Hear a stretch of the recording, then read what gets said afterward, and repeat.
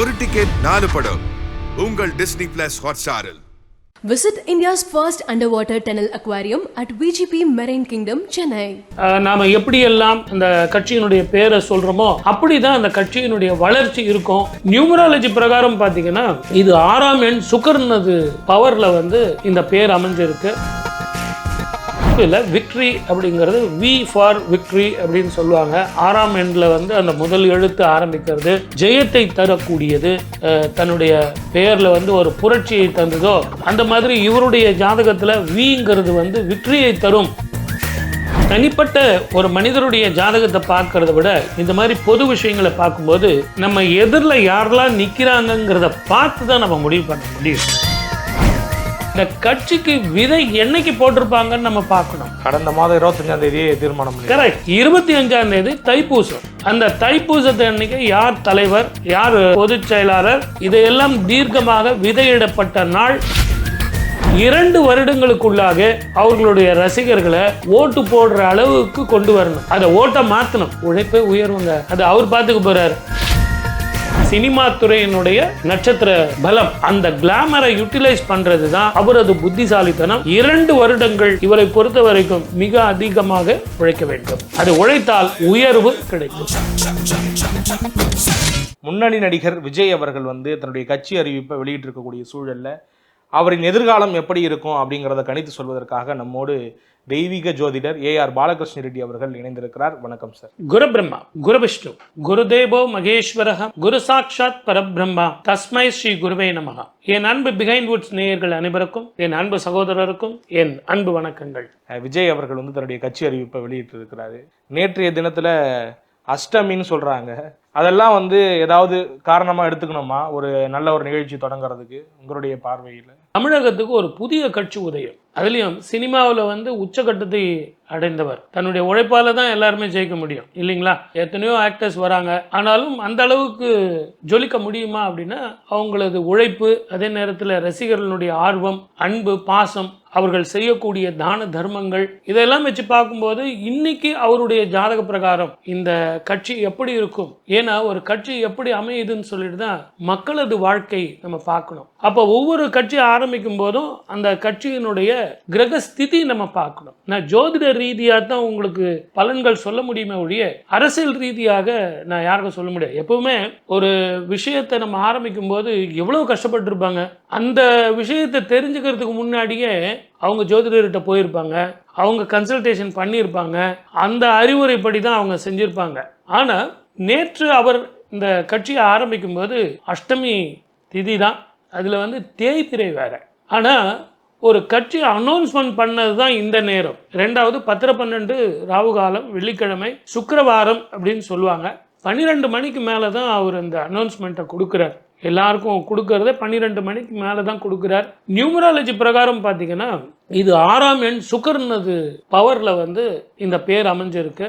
ஆனால் ப்ரொனாலஜி அப்படின்னு பார்க்கும்போது தமிழக வெற்றி கழகம் அப்படின்னு இருக்கிறது. இந்த ப்ரொனாலஜி, அந்த சவுண்டு, நாம் எப்படியெல்லாம் அந்த கட்சியினுடைய பேரை சொல்கிறோமோ அப்படி தான் அந்த கட்சியினுடைய வளர்ச்சி இருக்கும் அப்படின்னு சொல்லிட்டு ப்ரொனாலஜி ரொம்ப ரொம்ப முக்கியம். அப்படி பார்க்கும்போது தமிழகம் முன்னேற்ற கழகம்னு இருந்திருந்தா இன்னும் கொஞ்சம் சிறப்பாக இருந்திருக்குங்கிறது ஜோதிட ரீதியான விளக்கங்கள். இந்த கட்சிக்கு விதை என்னைக்கு போட்டிருப்பாங்கன்னு நம்ம பார்க்கணும். அவருடைய அறிக்கையிலேயே அவர் ரொம்ப தெளிவாக கொடுத்துருப்பார். நிறைய ஜோதிடர்கள் பார்வைகள் வேற வேற பார்வைகள் இருக்கலாம். கடந்த மாதம் 25ஆம் தேதி தீர்மானம். கரெக்ட்.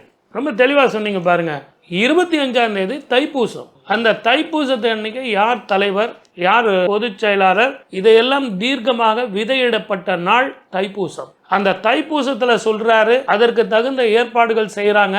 அவர் வெளியே சொல்றது தான் இன்னைக்கு இந்த வெள்ளிக்கிழமை அன்னைக்கு சொல்றாரு. ஒவ்வொரு நாளுக்கும் முகூர்த்தம் பார்க்கணுங்கிற அவசியம் கிடையாது, ஒவ்வொரு நாளும் நட்சத்திரம் பார்க்கணுங்கிறது அவசியம் கிடையாது. எந்த ஒரு காரணத்துக்கும் பலம் பலவீனம் நிச்சயமாக இருக்கும். ஒரு பலம் இருந்தால் ஒரு பலவீனம் இருக்கும். ஆனால் இவர் ஏற்கனவே சினிமா துறையில சாதிச்சிருக்கிறவர். ஒண்ணுதான், அந்த ப்ரொனாலஜி நீங்க கண்டிப்பாக பார்க்கணும். 2வது, இவரது ரசிகர்களை இவர் எப்படி அந்த ராகுனுடைய நட்சத்திரத்தினுடைய காலில் இருக்கிறதுனால 2 வருடங்களுக்குள்ளாக அவர்களுடைய ரசிகர்களை ஓட்டு போடுற அளவுக்கு கொண்டு வரணும். அதை ஓட்டை மாற்றணும்.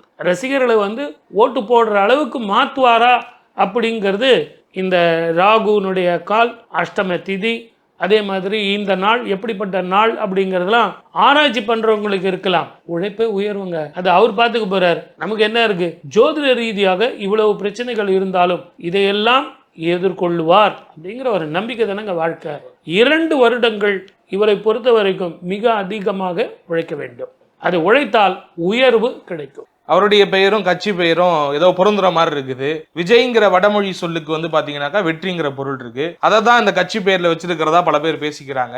அந்த விஜய்ங்கிற பெயரை தாங்கி தான் இன்னைக்கு இந்திய சினிமாவில் உச்ச நடிகரா மாறி கிட்டத்தட்ட வந்து ஒரு நம்பர் 1 பொசிஷன்ல பல கோடி ரூபாய் சம்பாரிச்சு இன்னைக்கு ஒரு தொட முடியாத உயரத்துக்கு போனாரு. அந்த பெயரையே தாங்கி கட்சியில வராரு. அது எந்த அளவுக்கு ஒர்க் அவுட் ஆகும்னு நினைக்கிறீங்க? விஜய் அப்படிங்கிறது தப்பு இல்லை. விக்ட்ரி அப்படிங்கிறது வி ஃபார் விக்ட்ரி அப்படின்னு சொல்லுவாங்க. 6ஆம் எண்ணில் வந்து அந்த முதல் எழுத்து ஆரம்பிக்கிறது ஜெயத்தை தரக்கூடியது.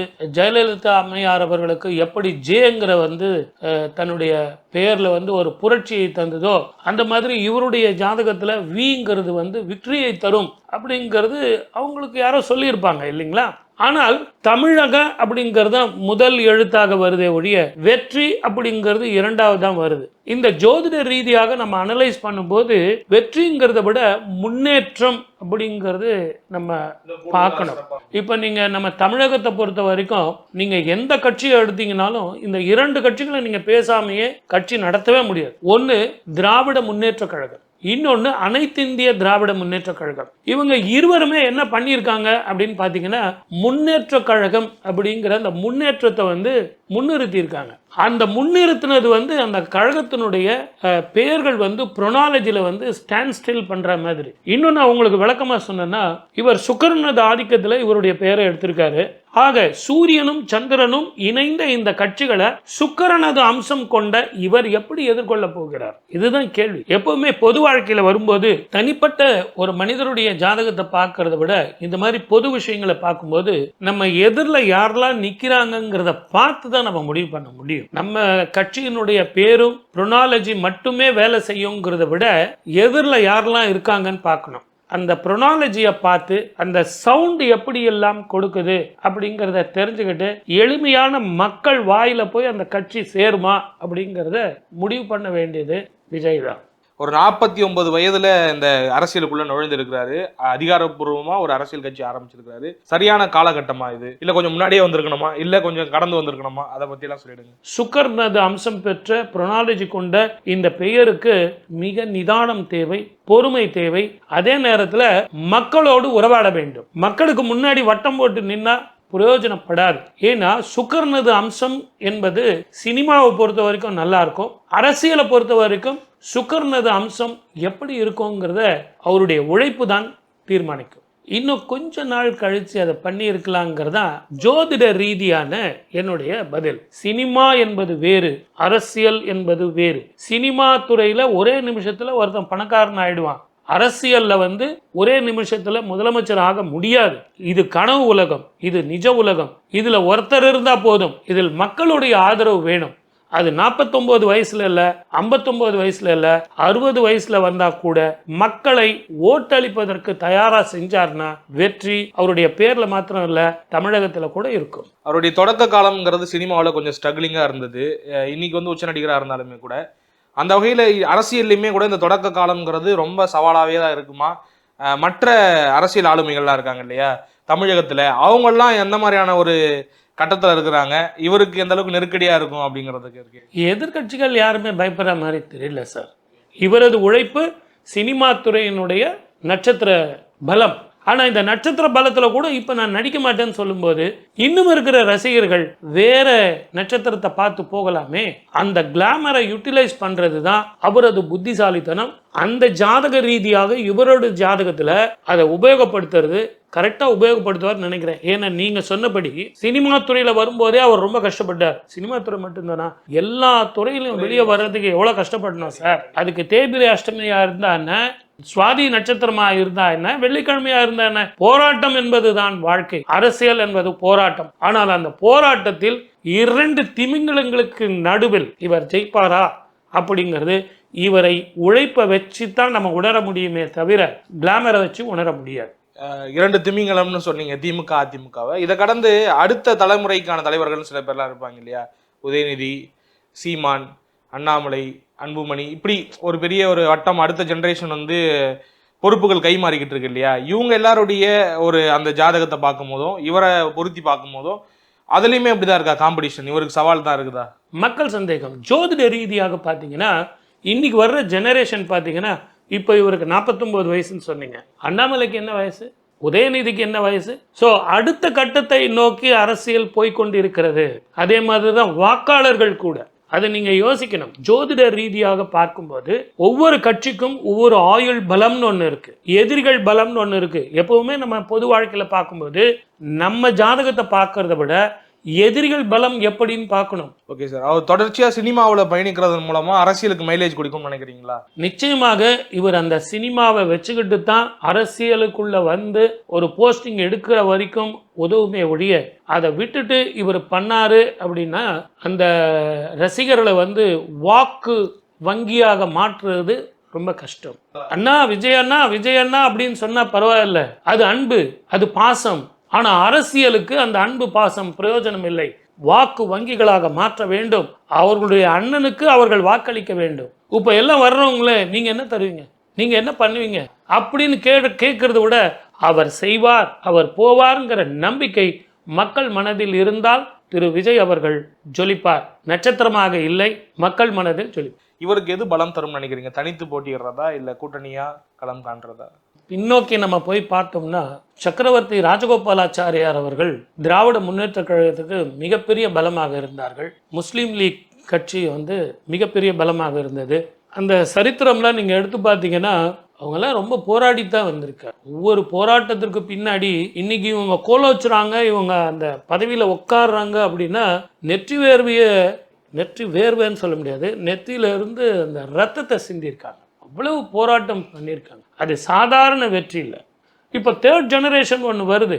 ஆனால் இந்த ஜெனரேஷன் இவர்களெல்லாம் இந்த அளவுக்கு உழைப்பார்களா, ரத்தம் சிந்துவார்களா? ரத்த வேர்வை சிந்துறது வேற, அந்த அளவுக்கு உழைப்பார்களா? தன்னுடைய பப்ளிசிட்டியை வந்து வாக்கு வங்கிகளாக மாற்றுவார்களாங்கிறத பொறுத்து இருந்து தான் பார்க்கணும். ஏன்னா அவருடைய ஜாதகம் அப்படிப்பட்ட ஜாதகம். பல்வேறு கருத்துக்களை பகிர்ந்து கொண்ட மிக்க ரொம்ப நன்றி. வாய்ப்பளித்த அத்தனை நல்ல உள்ளங்களுக்கும் நன்றி. சர்வே ஜனா சுகினோ பவந்த். ஒரு டிக்கெட் 4 படம் உங்கள் டிஸ்னி பிளஸ் ஹாட்ஸ்டாரில். Visit India's first underwater tunnel aquarium at VGP Marine Kingdom, Chennai.